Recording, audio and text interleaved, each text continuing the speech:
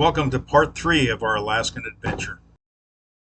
This undoubtedly seemed like the longest part of our trip. We spent 4 days traveling the 1,500 miles from Theodore, Roosevelt to Muncho Lake, British Columbia. Along the way, we made stops at Theodore Roosevelt National Park, Elk Island National Park in Alberta, Canada, Dawson Creek, British Columbia, which is the start of the Alaskan Highway, and finally, Muncho Lake, British Columbia. We were pleasantly surprised with Theodore Roosevelt National Park. It's truly a land of spectacular vistas, plenty of wildlife, and many natural wonders.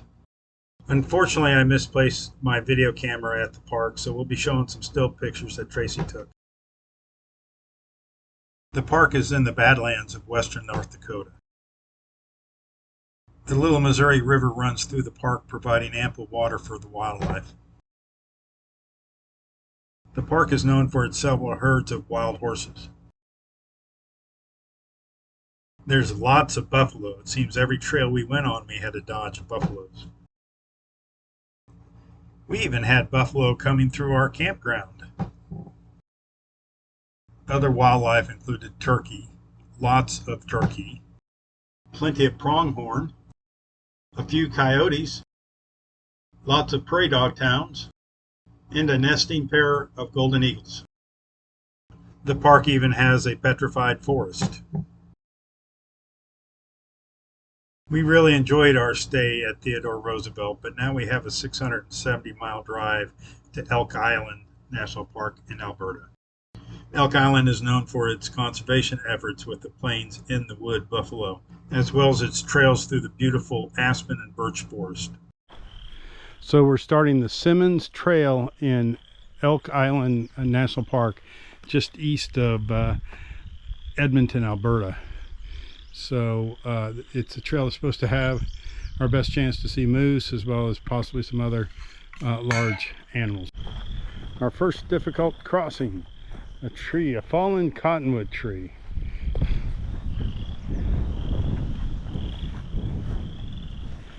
There she goes. The geology of this area was formed right after the last glaciers receded about 11,000 years ago. It left a bunch of debris and a bunch of depressions. The depressions kind of filled up with the melting ice water and formed a lot of the little lakes that they have here. And then the debris were mounds. They call them knobs. So this is a knob and lake district or country within Canada. Beavers were trapped to extinction here in the early 1800s. They were introduced back in the 1920s, and they flourished. So almost every little lake that you see has a beaver's den, much like the one you see out here. The hike takes us through these groves of aspen trees. You see them frequently around here, and what they are is it's where the buffaloes come and swallow. They rub themselves in the dirt and at times to get the buffalo fur off of them when they start shedding. If we come over here, I don't know if you can see it, but right here there's some buffalo fur that has been left. We came across our first bison, buffalo. There's two types here. There's the wood bison and then there's the plains bison. The wood bison is supposed to be larger than the plains bison by a little bit. I don't know enough to tell the difference, but I think that's a plain one bison because of his beard is longer and his tuft or his hair, his fur on his legs are larger.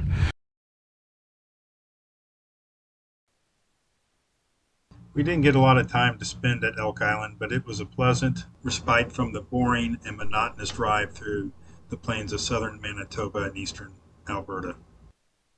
As our time comes to the end in Elk Island, we're looking forward to our drive tomorrow to the start of the Alaskan Highway.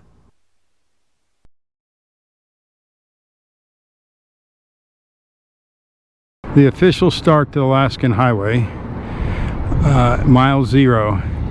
It says Fort John 48 miles, Fort Nelson 300, Whitehorse 918, Delta Junction 1,398, and Fairbanks 1,523 miles. At this spot in the spring of 1942, at the height of World War II, the U.S. Army Corps of Engineers began the construction of the overland route to Alaska. 9 months later, and at a cost of over $140 million, the road was completed.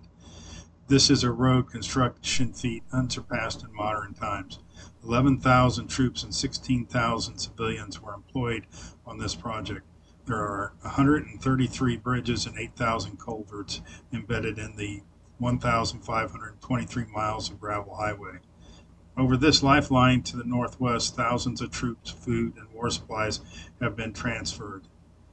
It was maintained by the Canadian Army until April 1964. Maintenance was then taken over by the Department of Public Works in Ottawa.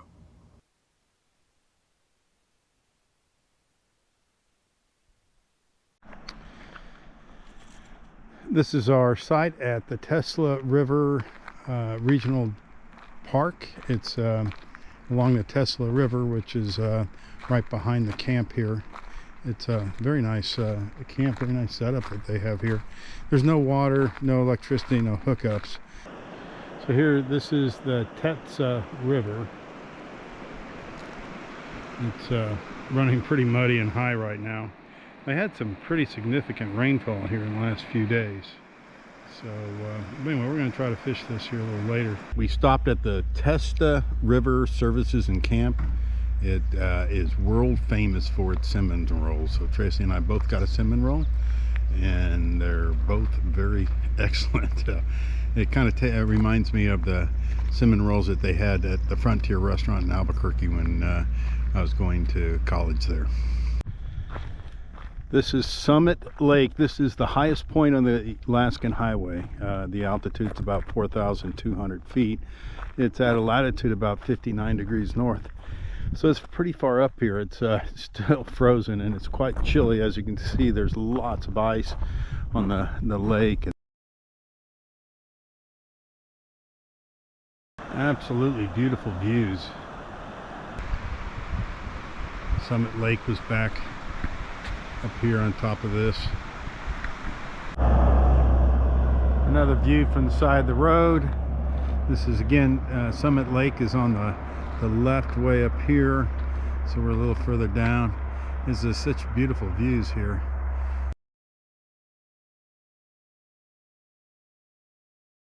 We saw lots of wildlife between Summit Lake and Muncho Lake.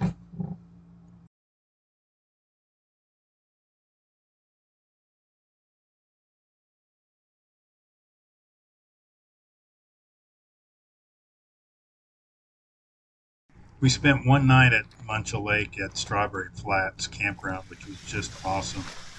The lake itself is one of the most prettiest lakes you'll ever find anywhere.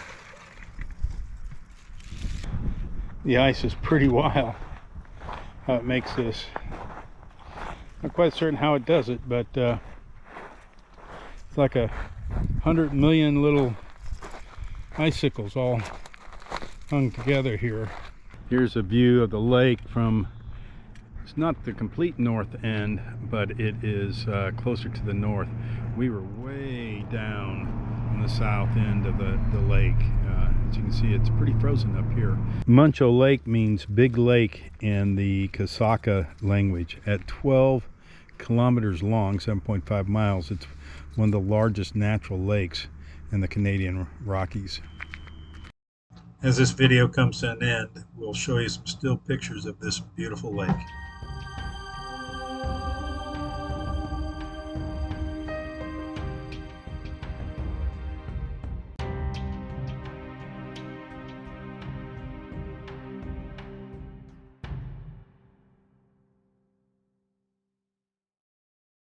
Our next stop is a short drive to Liard Hot Springs.